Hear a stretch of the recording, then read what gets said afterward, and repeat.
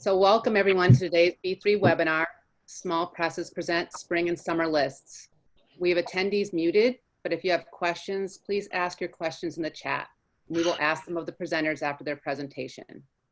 We have a full lineup today, so I'm going to get right to introducing our presenters.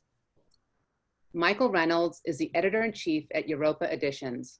He is a recipient of the 2016 Golden Colophon Award for Superlative Achievement and Leadership in Independent Literary Publishing, awarded by the Community of Literary and Magazine Presses.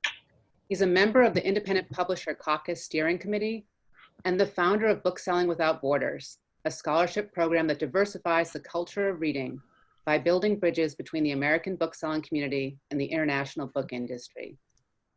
Ellen Adler has been the publisher of The New Press since 2006. The New Press is a nonprofit, public interest book publisher with the social justice mission. Prior to joining The New Press, Ellen held a range of editorial, marketing, and executive positions at Berlitz, Doubleday, and the Dial Press. She began her career in trade publishing at Alfred A. Knopf. She is a current advisor and past trustee of Columbia University Press, as well as a member of the steering committee of the Independent Publishers Caucus.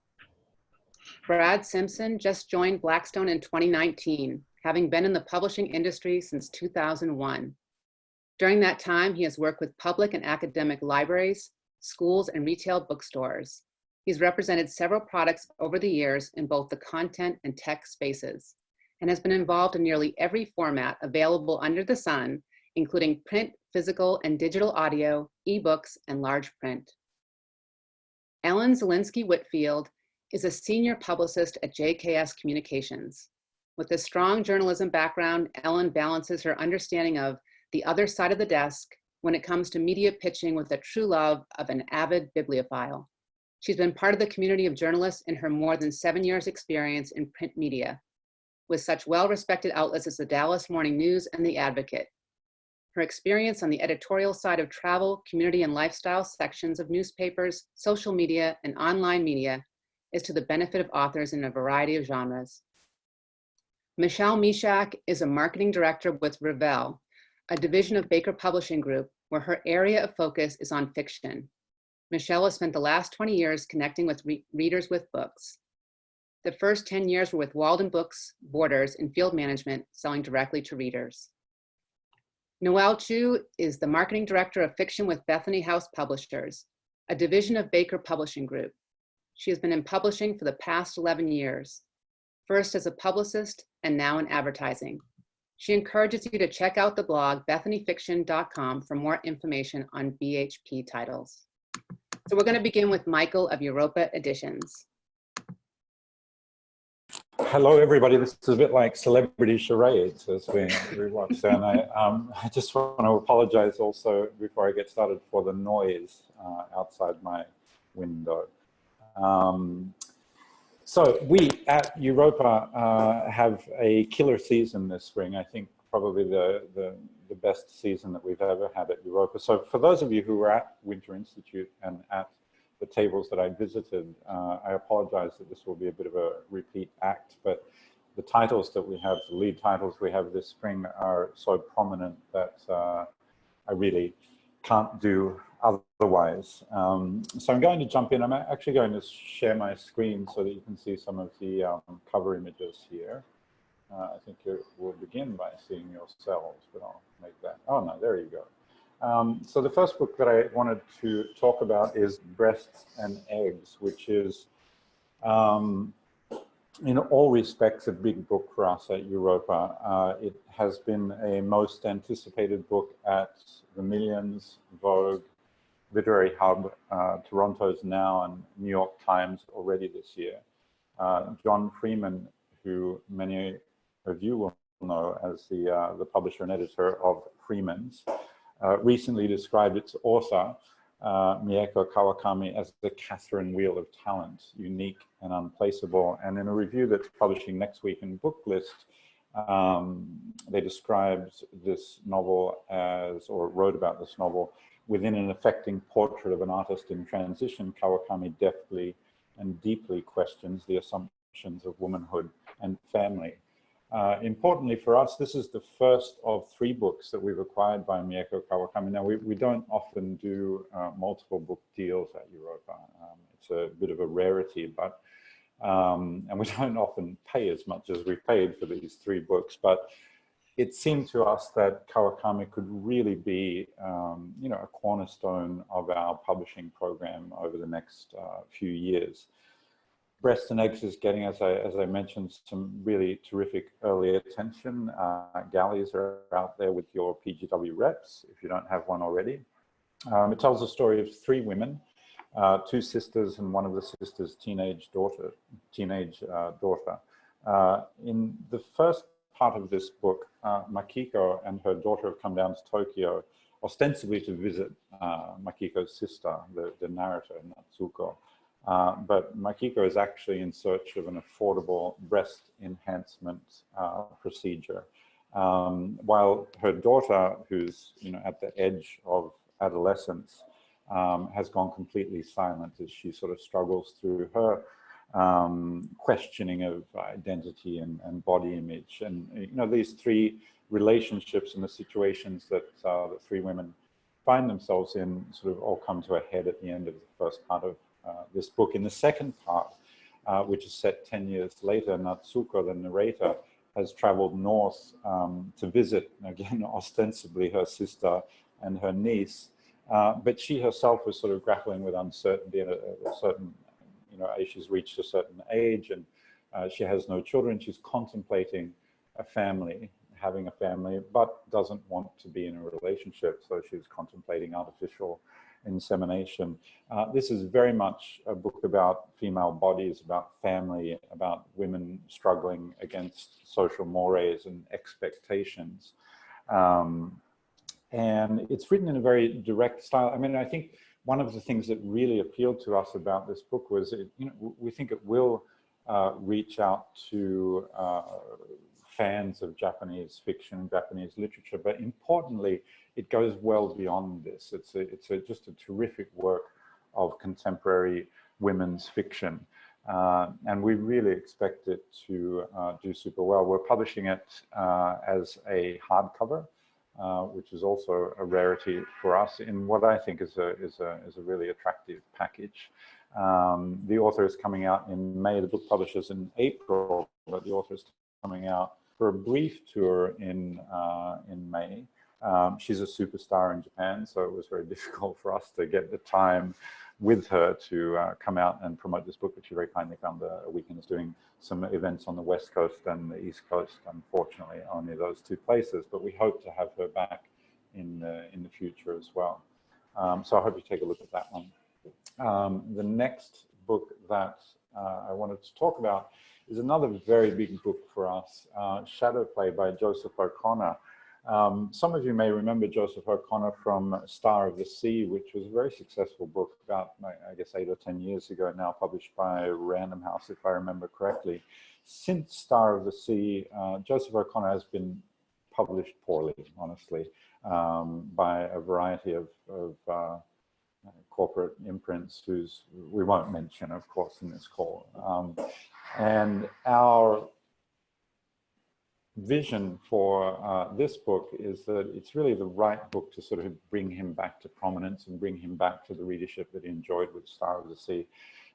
If you have customers who enjoy Kate Atkinson and Hilary Mantel, or Alexander Cheese, The Queen of the Night, or even Devil in the White City, the Larson book, it has that absolutely immersive, atmospheric feel to it. It's absolutely absorbing. It tells very briefly, it tells the story of 3 real-life characters. One is Henry Irving, who's a sort of P.T. Barnum, larger-than-life theater impresario.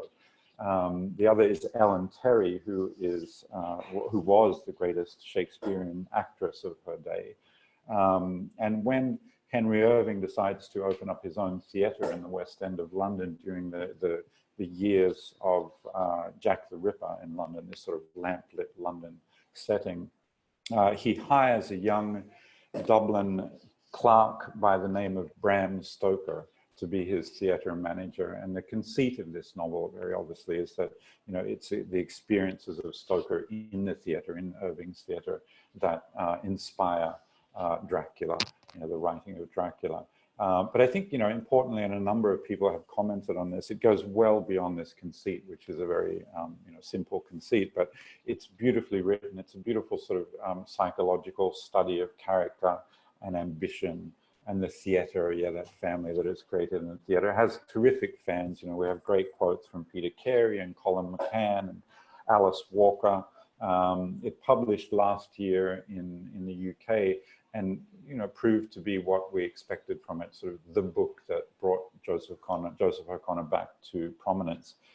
Importantly, it's been bought by Ralph Fiennes, who will be directing and acting in the movie version of Shadowplay. The next book up, let me see if I can get this one quickly, is Reproduction. This has been a real delight for us. We acquired it last year, and not long after we acquired it, it went on to be longlisted for the Giller Prize, which is Canada's most prominent literary prize, and then went on to win the Giller Prize, which was quite a remarkable achievement for a debut novel. Probably, formally more playful than what is typical for Europa. Ian is also a poet, and you can get the poet to write a novel, but you can't take the poet out of the novelist. He's always there. So he's playing with form a lot here.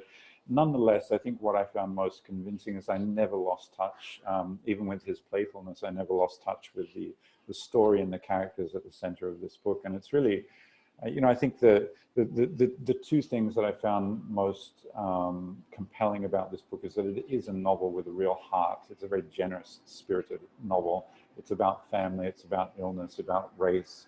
I think it's a very timely and topical novel.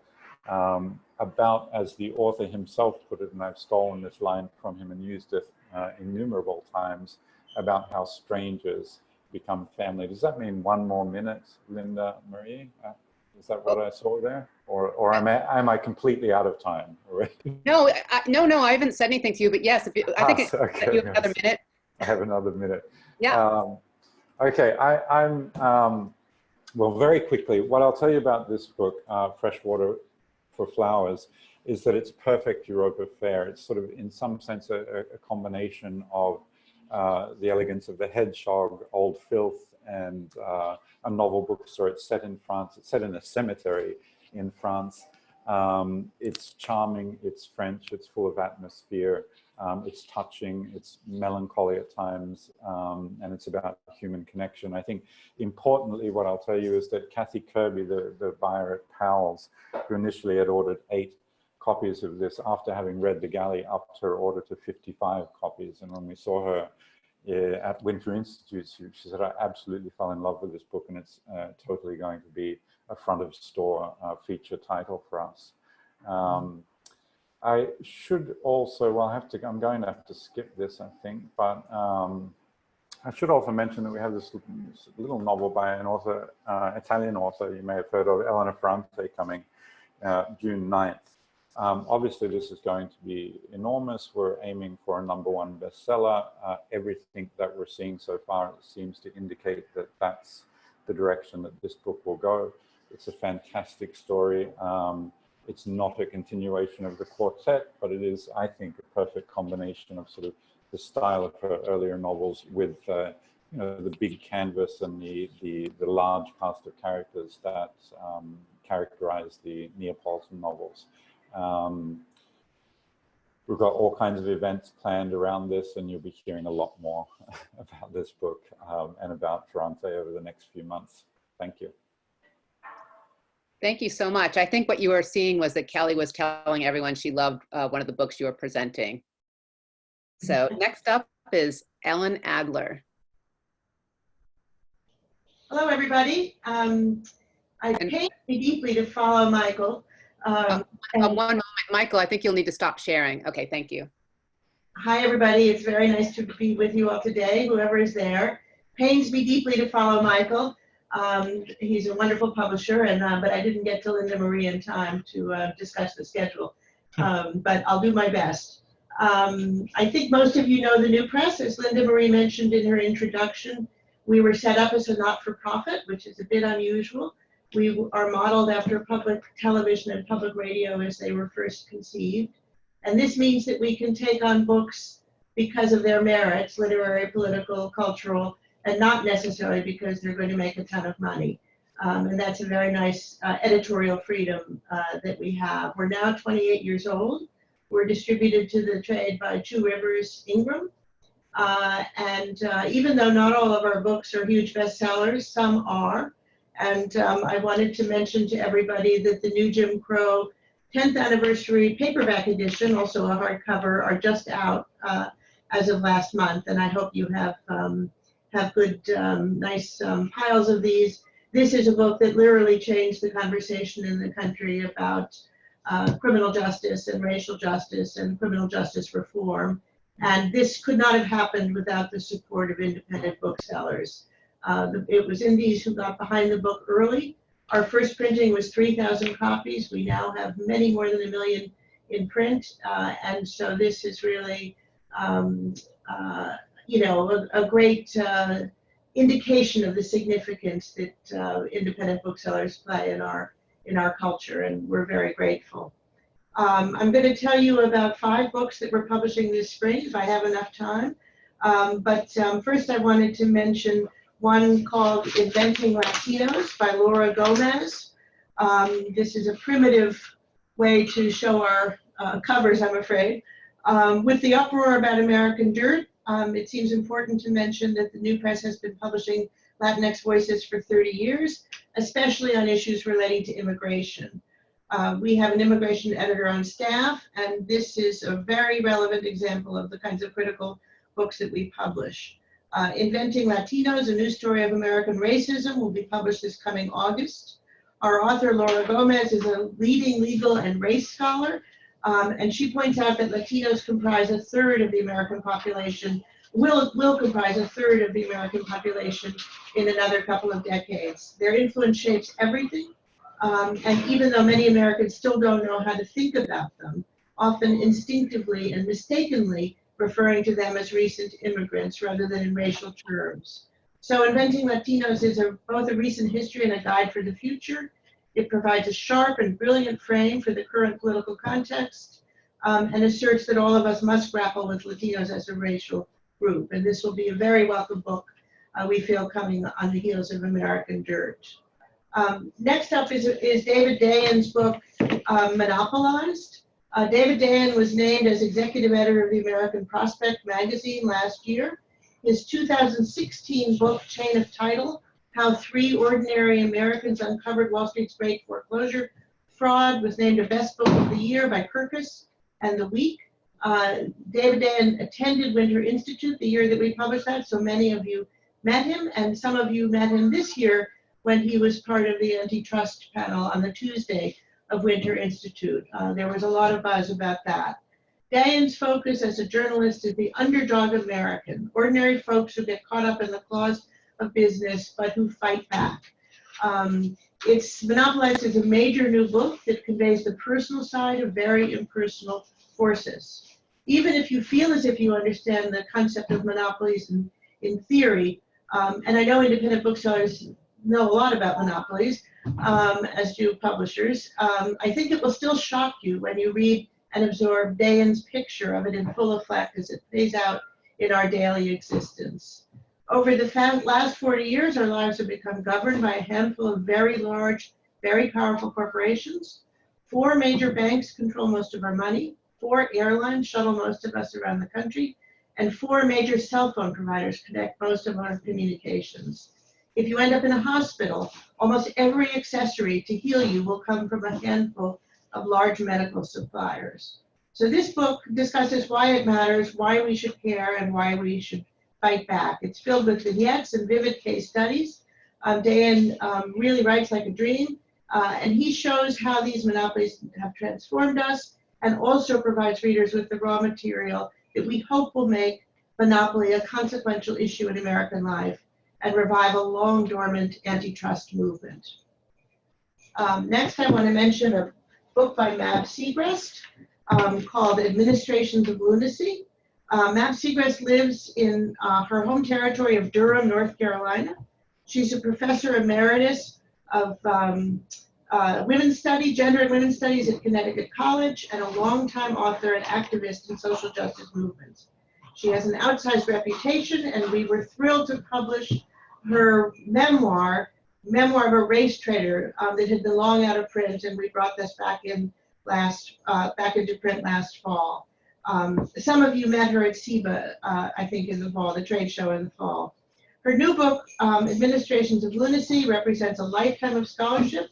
It's a scathing and original look at the racist origins of psychiatry through the story of the largest mental institution in the world, which happens to have been the Georgia State Lunatic, Idiot, and Epileptic Asylum in Milledgeville, Georgia.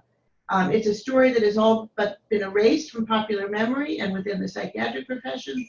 Segrist reveals how modern psychiatric practice was forged in the traumas of slavery, the Civil War, Reconstruction, and Jim Crow, and she connects this history very deftly to the present, showing how this single asylum helped set the stage for eugenics theories and persistent racist ideologies that continue in our own times. She also traces the connections to today's dissident psychiatric practices that offer sanity and create justice. Our publicity director doesn't like it when I say this, but we think it's going to get stunning front page reviews, and stay tuned. This is going to be a very significant book on our list. Next up is Won't Lose This Dream by Andrew Gumbel, How an Upstart Urban University Rewrote the Rules of a Broken System. Those of you from Atlanta well know that Georgia State University has become a place of higher education miracles in the heart of the South. GSU is a living experiment in the education of lower income students and a crucible in which the promise of social advancement through talent and hard work, the very essence of the American dream, is rekindled despite the fact that we're living in an age of deep inequality and political crisis. More than any other institution in the country, Georgia State has overturned the assumption that poorer students are doomed to fail. African American, Hispanic, and low-income students now graduate from GSU at rates higher to or equal to or higher than those of other students. It's raised its graduation rate to 55% in 2018, and it's awarded more bachelor's degrees to African Americans than any other nonprofit college or university in the country. Won't Lose This Dream was written by Guardian journalist Andrew Gumbel with the full involvement of the GSU administration. It describes how the architects of Georgia State's success harnessed the power of evolving data technologies, what they call a Moneyball strategy that helped them recognize and remove the obstacles that have held poor students back. The book will become, we think, a national model that will inspire institutions all over the country and indeed the world to do the same for their students. The final book on the spring list to mention is the Lost Education of Horace Tate. This is the paperback edition of a book that we published back in 2018. The author is Vanessa Siddle Walker. She's a professor at Emory University and the winner of the prestigious Greiermeyer Award in Education, who has studied the segregated schooling of African American children for more than 20 years. This amazing book, which is coming out in paperback in the spring, is the powerful account of the remarkable work done by Black Southern educators who bravely pressed on for justice in schools. It focuses in particular on Dr. Horace Tate, who was a former Georgia school teacher, principal, and state senator who quietly traveled all over the South, meeting with other educators as well as with Dr. Martin Luther King, Georgia politicians, and even US presidents in his quest for racial justice in schools. Tate willed a trove of incredible archival material to Siddle Walker, and with it she has written this moving and singular story. It was a Publishers Weekly Best Book of 2018. The Atlanta Journal-Constitution said that it reads like a companion piece to Hidden Figures. Post-Brown v. Board generations will encounter invaluable lessons for today from the educators behind countless historical battles which took place in courtrooms, in schools, and in communities, all in the service of giving quality education to Black children. Last but not least, do I still have a couple of minutes?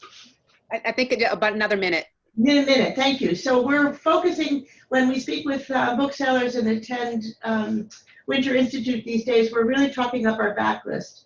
Last year we did our 12 new press must-haves Justin Souther from Malaprops got to New York on our dime to join us at the National Book Awards. And this year we have an education backlist where all of our great ideas about backlists come from booksellers themselves. A bookseller said to me that she wished she had a way to bring teachers into her store. And we've cooked up 12 progressive ed titles, really first-rate books that are consistent sellers. And we're giving 12 copies of one of the books called Troublemakers, which is a runaway hit, to any bookseller that can put together a reading group in their store with teachers. The sad truth is that these books are always in stock at Amazon. These are books that teachers who love indies will love to find in your stores, and we really want to encourage you to take a look at it. All the details are on Alewize. Thank you. Thank you so much, Ellen. And now we are on to Brad.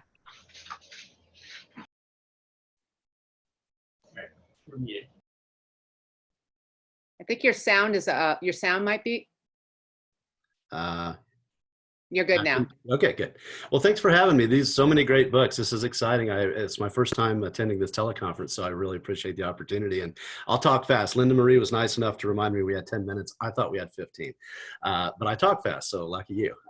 So I'll dive right on into the spring summer list. We've got a great gamut of different genres throughout the whole scope of publishing. None of these two books are going to be the same. I'll dive right on in. Our first one, I'm going to use the primitive way that Ellen had used for sharing this, our titles. I'll probably put a PowerPoint together next time. But the first book is The Dark Corners of the Night. We're very excited about this one by Meg Gardner. This one will be published on the 18th of this month. It's the first book. I'm sorry, it's the third book in her Edgar Award-winning Unsub series. And this book is certainly a big publishing event for Blackstone. We're super excited about it. It's received lots of starred reviews from several major trade publications. It's about an FBI agent who tracks a serial killer through Los Angeles. And the irony is that Los Angeles is where Meg Gardner was actually living at the time of the Night Stalker murder. So there's a lot of realism about the angst and the anxiety of what she was going through during that time.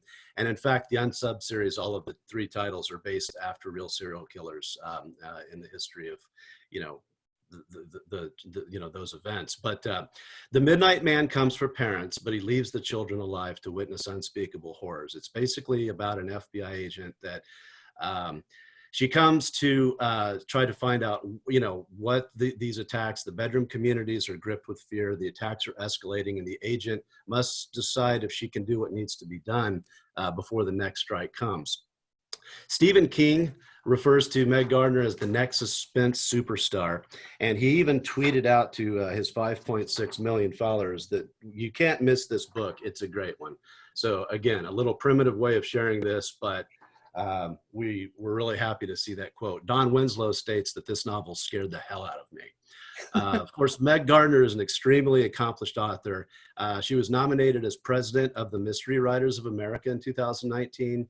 And Blackstone has put together a major publicity campaign that has really broken all of our records for this title, which includes a 7-city national author tour, national print, television, radio, and of course, online media advertising, New York Times, Facebook, Crime Reads, Goodreads, Shelf Awareness, Book Riot, I mean, you name it, it's going to be publicized. And there's even a 40-foot billboard display in Times Square during the entire month of February that we are putting up. And this was out about a week and a half ago. So if you happen to be in New York City on Times Square, I don't think you can miss that one. We're real excited about this. There is a 60% pre-order special going on for this book until the 17th.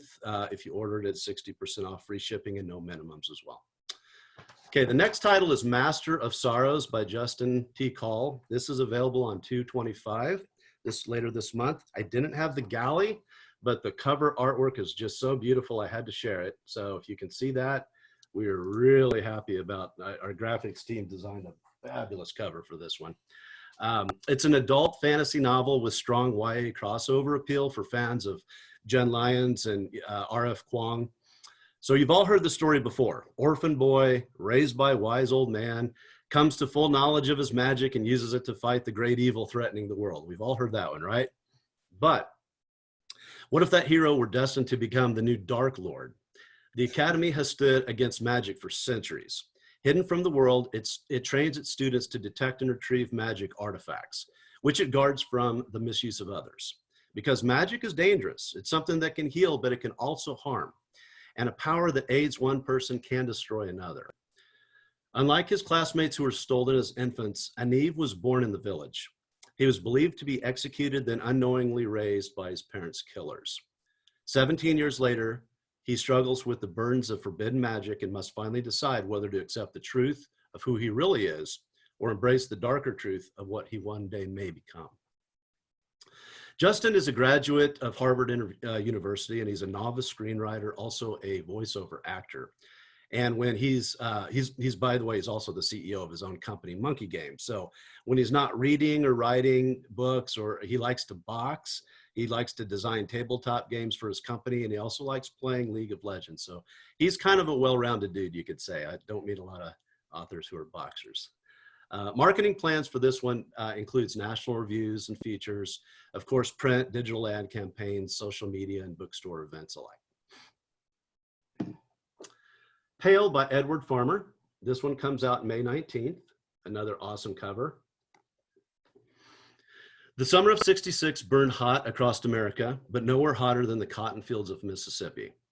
Finding herself in a precarious position, a Black woman accepts her brother's invitation to join him as a servant for a white family, where she enters the web of hostility and deception. The mistress of the house plots to punish her husband and destroy the lives of the servants. While with a dazzling new voice of emotional tension, Pale explores how quickly humanity can fade and then return us to our primal ways when we're left with no other options and backed into a corner. A native of Memphis, Tennessee, this debut author is a graduate of Amherst College with a degree in psychology and English. He's also the recipient of the MacArthur Lighthouser Travel Award for creative writing, so he's a very accomplished young author. Blackstone will be putting a lot of marketing muscle behind this title, especially for an author of this age and being a debut. We're really going to put a lot of marketing muscle behind this title. He definitely does have a deeply refined literary voice beyond his years. I've read Part of the Galley, and it's fantastic. As author Zach Powers puts it, Edward Farmer's Pale is a novel that surges full force into the power of language. The music of the words builds and builds, rendering tension as thick as the humid Mississippi air. This is one I'm reading right now, All Things Left Wild by James Wade. This will be published on the 16th of June, and it's another debut author by Blackstone. This novel is described as both powerful and lyrical, and it's about a botched robbery that sets two men on conflicting journeys across the untamed landscape of the American Southwest. After an attempted horse theft goes tragically wrong, a 16-year-old boy is on the run with his mean-spirited older brother during the turn of the 20th century. His moral compass and inner courage will be tested as they travel the harsh terrain. Out of place in this rugged, violent country, a wealthy man chases after the brothers for their crimes. In fact, it's his child that they killed. With little sense of how to survive the rough country, he meets up with a Black woman experienced in the deadly ways of life in the West, and together they seek vigilante justice. Atmospheric and fast-paced, this novel is a coming of age for one man and a midlife odyssey for the other. Like I said, I'm reading it now. It is so well written, dare I say, with remnants of style to that of Cormac McCarthy, and also has a little bit of a Lonesome Dove feel to it. It's just beautifully written. James actually will be one of the keynote speakers on the author panel at SpringCon, Texas next month in Dallas, and I'll get to work with him and meet him for the first time. And I really cannot wait to talk about this title with booksellers in that area while I'm down there. It's just awesome. Block 17 by Kimiko Guthrie. This will be available on June 23rd. Another beautiful cover. This is another debut that we're really excited about. It's an immersing and haunting novel that examines the trauma of family loss in a literary voice with a surprising supernatural element to it. It starts out with an intruder who breaks into a woman's apartment, and he takes nothing but robbing her of all peace as she's in the midst of searching for her true mother. As she continues her search, she learns more about her mother's childhood and her uncle, who had died years ago as an infant in a Japanese-American internment camp in the South. and how fear and humiliation can drive a person to commit desperate acts. This author has some serious writing chops, with prose described as both melodic and mesmerizing. She leads the reader in this back and forth sequence from past to present toward a shocking revelation at the end, while exploring a dark passage of American history.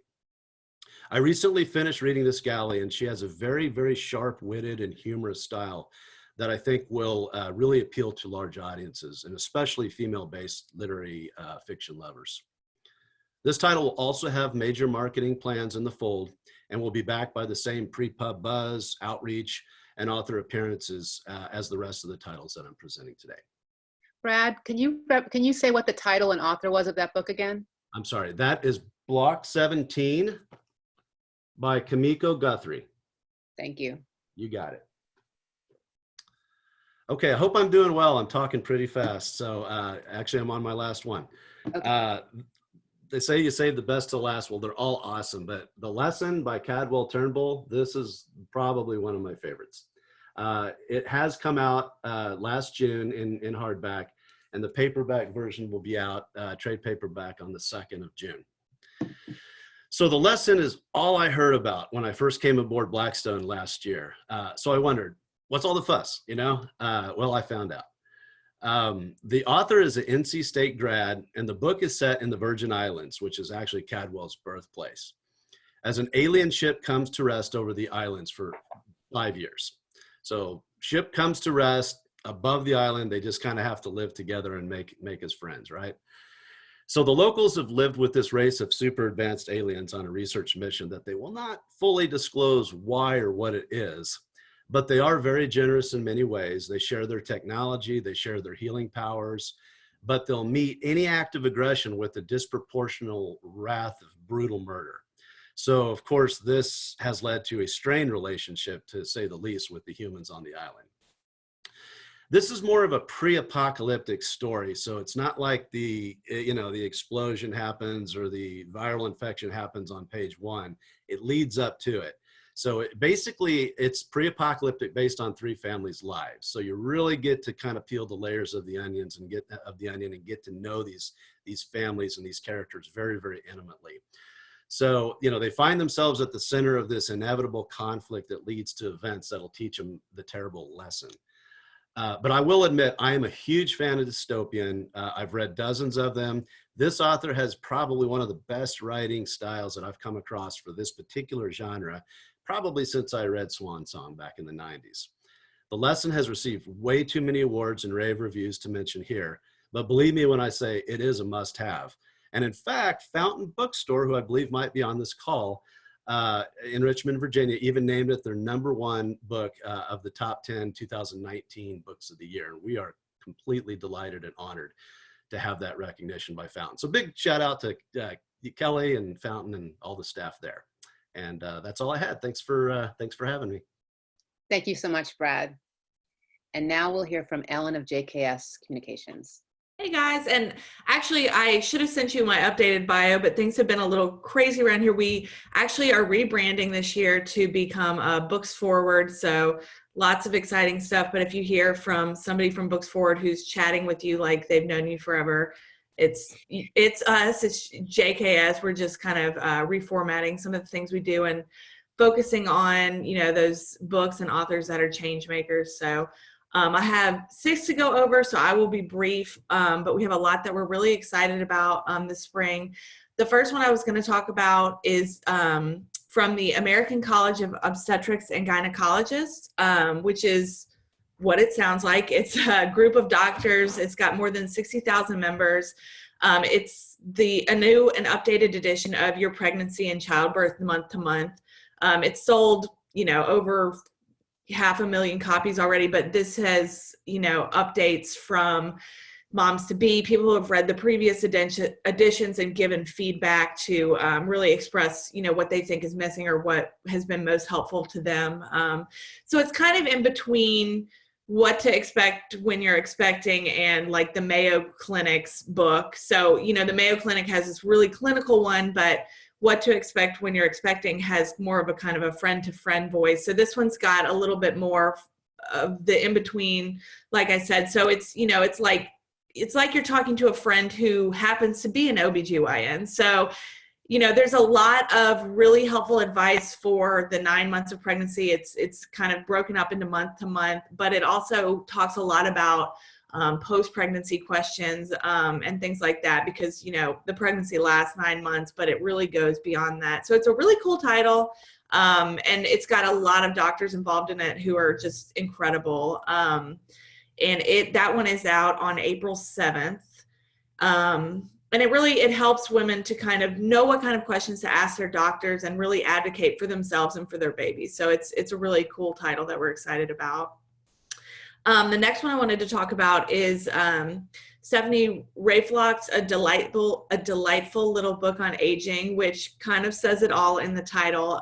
It's a very cool little book. Stephanie has been involved in writing and advocating for years and years. And as she kind of started to approach, she and her friends started to approach 60, she started to see people having a lot of concerns. And so she wanted to kind of write this and do some research behind it to take away some of the stigma behind aging, because as she points out, there's so many good things that come with, being this age. And there's a lot to be said for the wisdom and the grace and the excitement that comes from these years. So she wanted to kind of take away that senior terminology and get people more excited about this next phase in their life. And she really does that with this book. And she makes it something, I mean, I have read, parts of it, and I'm like, oh man, I can't wait to get to this stage where I feel more comfortable and confident in myself. So it's really cool.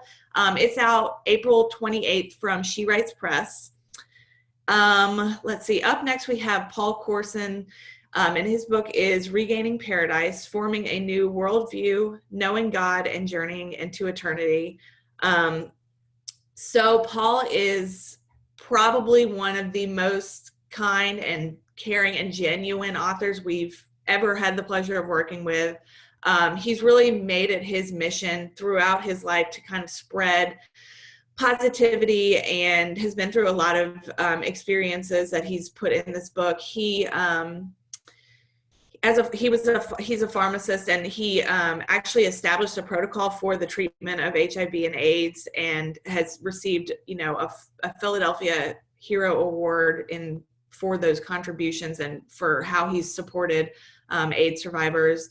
And he's also has a lot of literary work under his belt that is aimed towards helping people who have suffered really great losses. And so this book kind of pulls on those experiences that he's had and kind of explores more metaphysical questions of, spirituality and rational science, and kind of fuses the two and just does a lot of exploration about who we are, where we come from, and where we're going, basically.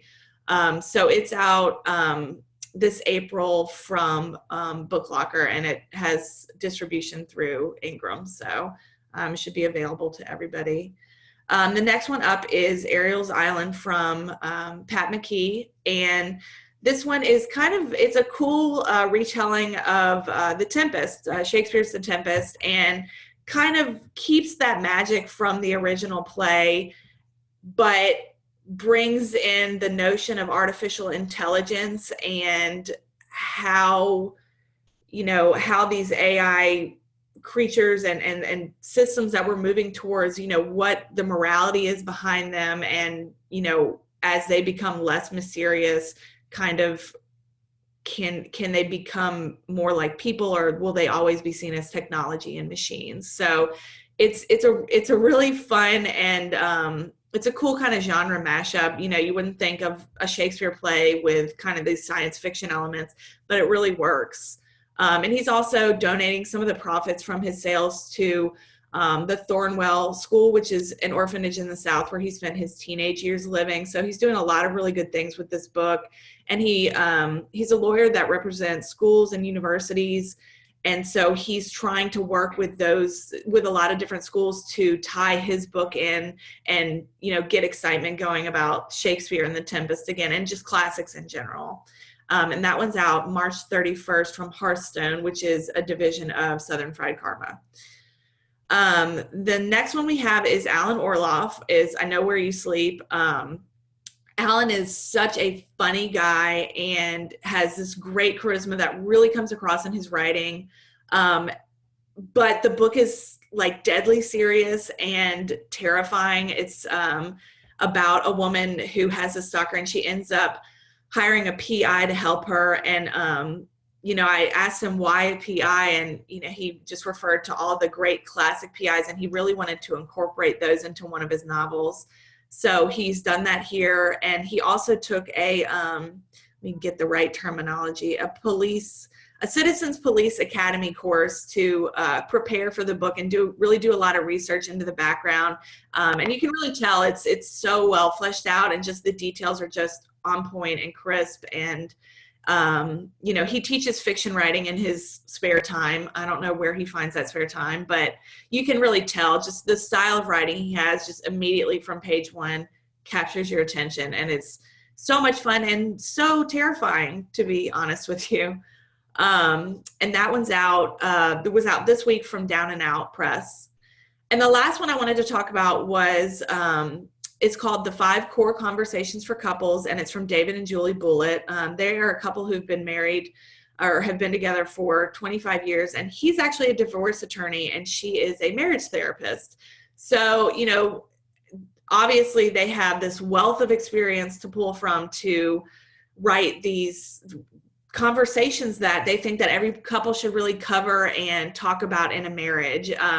You know, whether they're from their notes or whether they're from their own marriage, you know, it touches on things like parenting, communication, things like that. But it also touches upon more issues that you may not necessarily hear about in every other book, like addiction, infertility, pornography addiction, just family silence in general. So it's a very cool title, and they're really, really fun people. I've had a lot of fun working with them, and they are really just putting their all behind this because they really want to share what they've learned.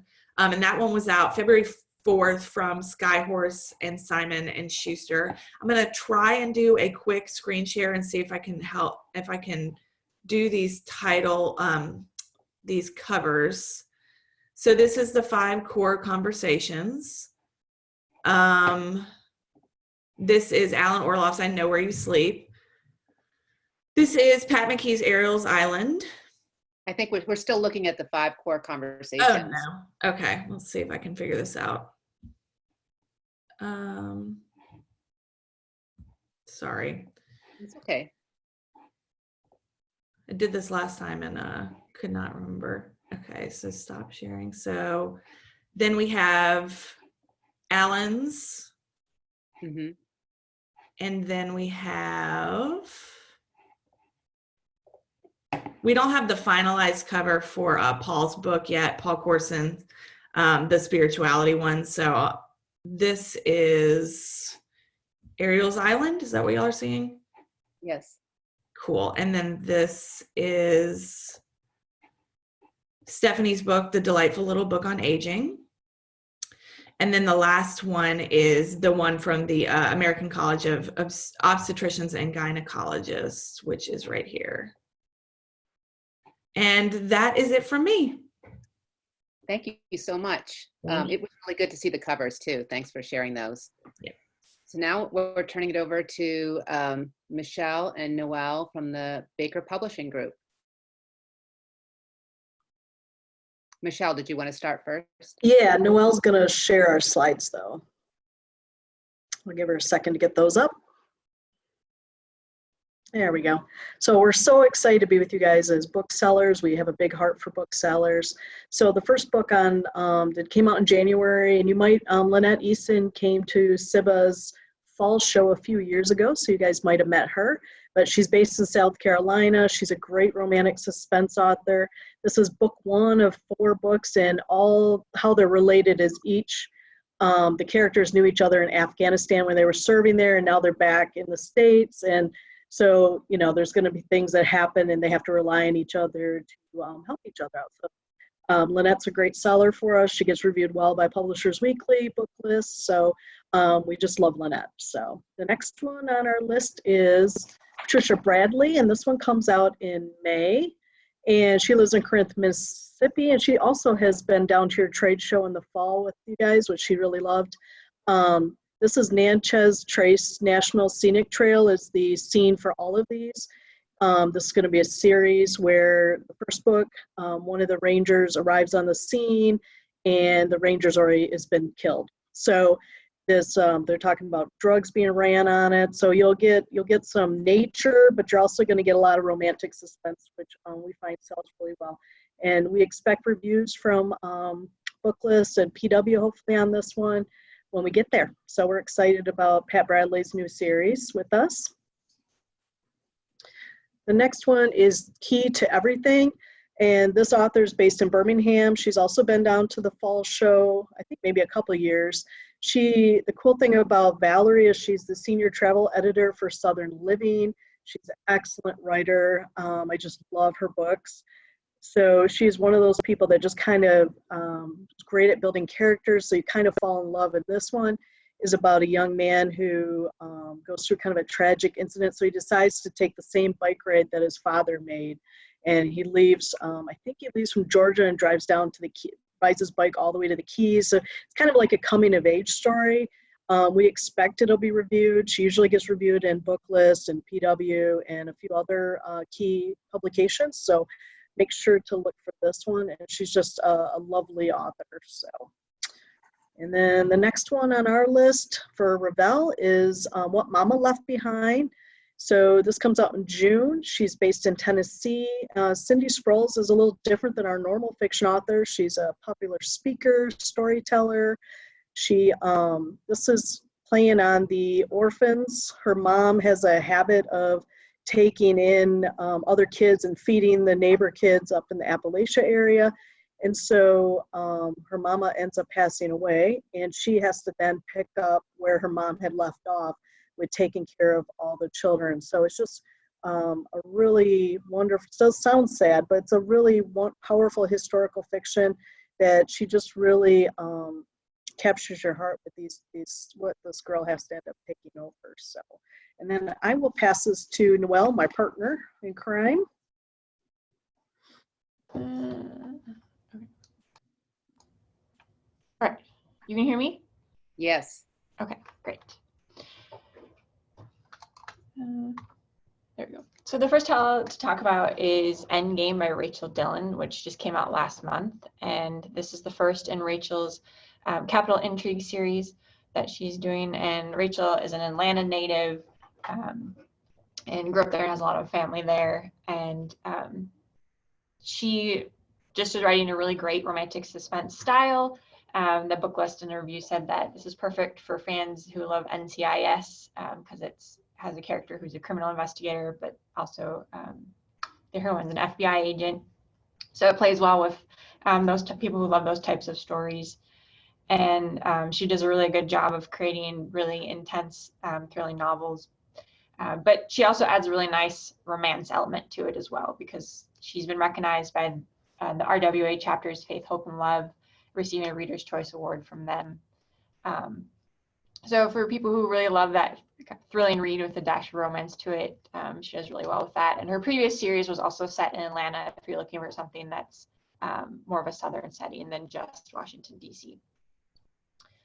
The next book is More Than We Remember, which released this month. And Christina has a really nice style to her writing of women's fiction, where she has a lot of multiple strong female characters and travesty or sort of crazy events happen that throw them together, and they have to overcome prejudice and their past and whatever else to come together and see new perspectives and change as people. Whatever she's done always seems to hit a lot of really great reviews and acclaim. Her debut was a 2017 Forward Indies Book of the Year and a Library Journal Best Book of 2017. And this book has received starred reviews from both Publishers Weekly and Booklist, so it's definitely one that you want to check out.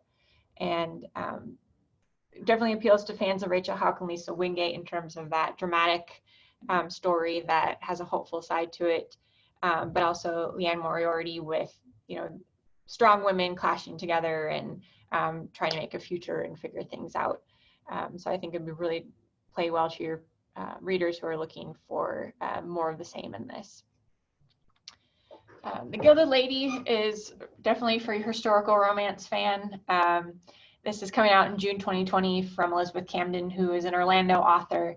I think what sets this apart maybe from a lot of the other historical romance that is out there is just that Elizabeth is recently retired from being a research librarian at Rollins University. So she really, really knows her history and has dug into it for many, many years as her day job.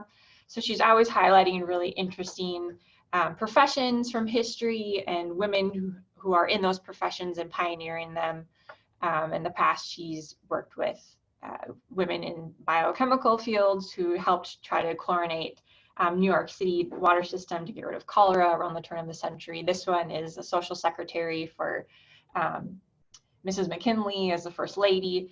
So it's really dealing with some interesting parts of history. And the first book in the series, The Spice King, has received a lot of acclaim, already getting reviews from Forward and Booklist and Publishers Weekly. So she's just, for this genre, really an author that stands apart and I think is definitely something to look at.